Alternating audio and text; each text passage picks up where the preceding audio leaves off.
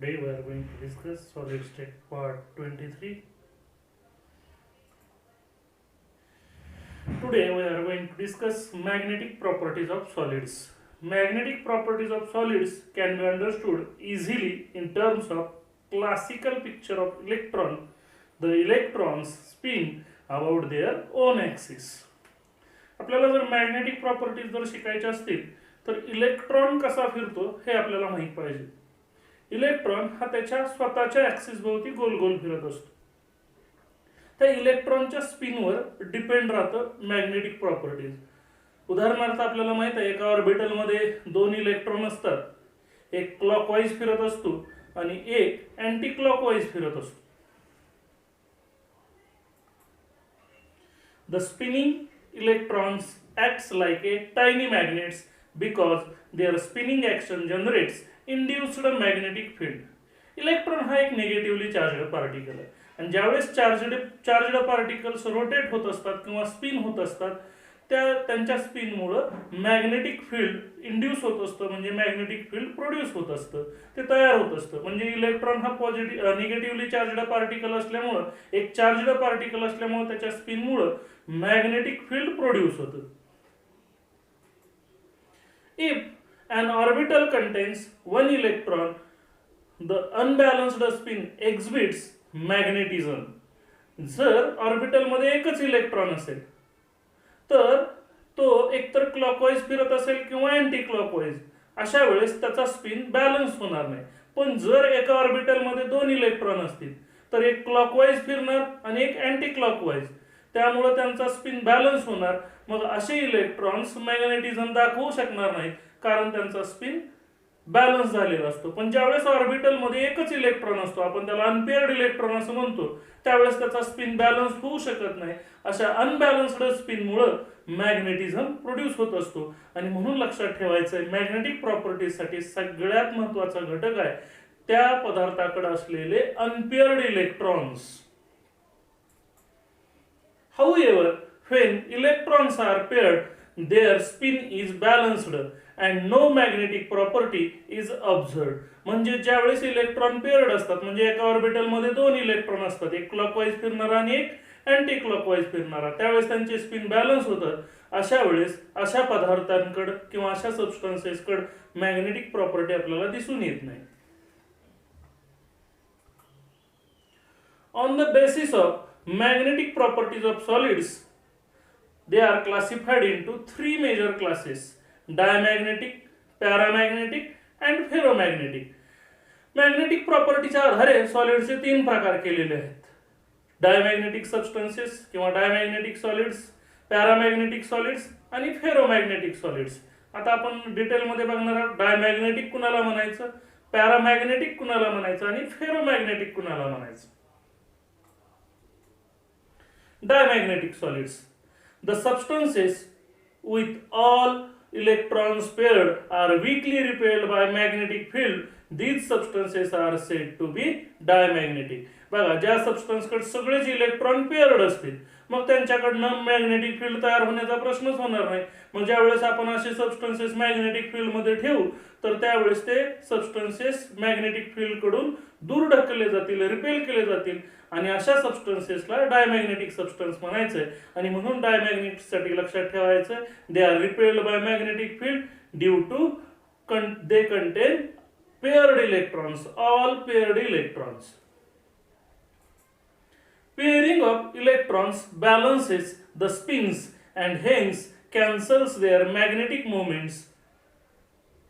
बघा, पेअरिंग झाल्यामुळे काय होतं, का मॅग्नेटिक फील्ड तयार होत नाही. समजा क्लॉकवाईज फिरणाऱ्या इलेक्ट्रॉनमुळे मॅग्नेटिक फील्ड प्रोड्यूस होत असेल -5, तर अँटी क्लॉकवाईज फिरणाऱ्या इलेक्ट्रॉनमुळे जे मॅग्नेटिक फील्ड तयार होईल ते +5. म्हणजे दोन्ही इलेक्ट्रॉन तेवढंच मॅग्नेटिक फील्ड प्रोड्यूस करतात पण त्यांचे स्पिन अपोजिट असतात आणि त्यामुळं नेट मॅग्नेटिक मोमेंट -5 + 5 0. आणि अशा वेळेस पेअर्ड इलेक्ट्रॉन असले की नेट मॅग्नेटिक मोमेंट 0 असते, ते एकमेकाला कॅन्सल करतात आणि म्हणून असे पदार्थ मॅग्नेटकडे अट्रॅक्ट होत नाहीत कारण ते कुठलंही मॅग्नेटिक फील्ड प्रोड्यूस करू शकत नाही. बघा, असे सबस्टन्सेस कोणकोणते आहेत.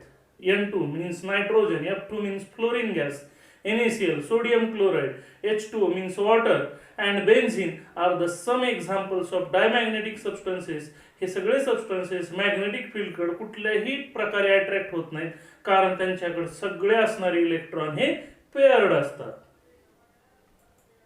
पॅरामॅग्नेटिक सॉलिड दुसरा प्रकार. The substances with unpaired electrons are weakly attracted by magnetic field. These substances are called paramagnetic substances. पण आता असे काही सबस्टन्सेस आपल्याला आढळून येतील की त्यांच्याकडे अनपेअर्ड इलेक्ट्रॉन असतील. हे अनपेअर्ड इलेक्ट्रॉन असणारे त्यांच्या मॅग्नेटिक मोमेंट कॅन्सल होणार नाहीत, त्यामुळे ते मॅग्नेटिक फील्ड प्रोड्यूस करणार. मग असे सबस्टन्सेस ज्यावेळेस आपण मॅग्नेटिक फील्ड मध्ये ठेवू त्यावेळेस असे सबस्टन्सेस मॅग्नेटिक फील्ड कडून अट्रॅक्ट केले जाणार. अशा सबस्टन्सेसला म्हणायचं पॅरामॅग्नेटिक सबस्टन्सेस. म्हणजे थोडक्यात मॅग्नेटिक फील्ड कडे थोडे आकर्षित होणारे आणि ज्यांच्याकडे अनपेअर्ड इलेक्ट्रॉन आहेत असे सॉलिड म्हणजे paramagnetic solids. The spinning of unpaired electron gives rise to a magnetic moment. The substance is attracted by magnetic field because of magnetic moment. ह्या स्पिनिंग जे अनपेअर्ड इलेक्ट्रॉन आहे त्याच्यामुळे मॅग्नेटिक मोमेंट तयार होते आणि त्या मॅग्नेटिक मोमेंटमुळे सबस्टन्स मॅग्नेटिक फील्डकडे अट्रॅक्ट होतो, म्हणून त्याला पॅरामॅग्नेटिक म्हणतात. It is important to understand that these substances exhibit magnetism in presence of external magnetic field only. They lose magnetism when the external magnetic field is removed. हे मॅग्नेटकडे कधी attract होतात ज्यावेळेस आपण बाहेरनं मॅग्नेटिक फील्ड तयार करू. म्हणजे एक्सटर्नल मॅग्नेटिक फील्ड असेल तरच ते मॅग्नेटकडे अट्रॅक्ट होतात. आपण एक्सटर्नल मॅग्नेटिक फील्ड काढून घेतलं की हे मॅग्नेटकडे अट्रॅक्ट होणार नाही, म्हणजे त्यांचं मॅग्नेटिझम लॉस होतो.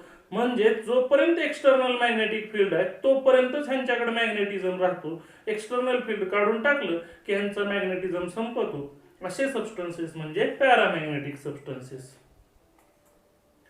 Oxygen Cu2+, cuprous ions, Fe3+, ferric ions, Cr3+, chromium 3+ ions are some examples of paramagnetic substances. Third type, ferromagnetism. The substances containing large number of unpaired electrons are attracted strongly by magnetic field. These substances are said to be ferromagnetic. समजा एखाद्या substance मध्ये भरपूर unpaired electron असतील, मग त्यांच्यामुळे तयार होणारं magnetic field हे स्ट्रॉंग असेल. मग असे सबस्टन्सेस हे मॅग्नेटिक फील्डकडे अतिशय जोरदारपणे अट्रॅक्ट होतात, कारण त्यांच्याकडे असणारे large number of unpaired electron. मग अशा सबस्टन्सेसला फेरोमॅग्नेटिक सबस्टन्स म्हणायचंय आणि त्या फेनोमेननला फेरोमॅग्नेटिझम असं म्हणायचंय. म्हणजे यांच्याकडे भरपूर अनपेअर्ड इलेक्ट्रॉन असतात म्हणून मॅग्नेटिक फील्डकडे भरपूर जोरदारपणे अट्रॅक्ट होतात. These substances can be permanently magnetized. They retain magnetism even after the removal of external magnetic field. हे सबस्टन्सेस एकदा मॅग्नेटिक फील्डच्या संपर्कात आले बराच काळ तर त्यांच्यामध्ये स्वतःमध्ये मॅग्नेटिझम क्रिएट होतं. आणि मग जर समजा तुम्ही बाहेरचं एक्सटर्नल मॅग्नेटिक फील्ड काढलं तरी सुद्धा हे सबस्टन्सेस मॅग्नेट म्हणून काम करू शकतात. म्हणजेच ह्यांचा मॅग्नेटिझमचा लॉस होत नाही. पॅरामॅग्नेटिक आणि फेरोमॅग्नेटिक मध्ये तोच सगळ्यात महत्वाचा डिफरन्स आहे की पॅरामॅग्नेटिक सबस्टन्सेस मॅग्नेटिक फील्ड बाहेरचं काढलं की त्यांचा मॅग्नेटिझम लॉस करतात, पण हे मात्र सबस्टन्सेस बाहेरचे एक्सटर्नल मॅग्नेटिक फील्ड काढलं तरी मॅग्नेटिझम दाखवतात. म्हणून असे सबस्टन्सेसला फेरोमॅग्नेटिक सबस्टन्सेस म्हणतात. एवढा स्ट्रॉंग मॅग्नेटिझम दाखवण्याचं कारण त्यांच्याकडे असणारे भरपूर अनपेअर्ड इलेक्ट्रॉन आणि त्या अनपेअर्ड इलेक्ट्रॉनमुळे तयार होणारं भरपूर magnetic field. Some example of ferromagnetic substances are Fe means iron, Co, cobalt, Ni, nickel, Gd, gadolinium, chromium dioxide, CrO2. हे सगळे एक्झाम्पल्स फेरोमॅग्नेटिक सबस्टन्सेस आहेत. आपल्याला माहित आहे, आपण अल्निको नावाचा अलॉय बघितला होता. त्यानंतर Fe, कोबाल्ट, निकेल आपल्याला माहित आहे सगळे मॅग्नेट तयार करण्यासाठी ह्या सबस्टन्सेसचाच वापर करतात आणि म्हणून हे सगळे फेरोमॅग्नेटिक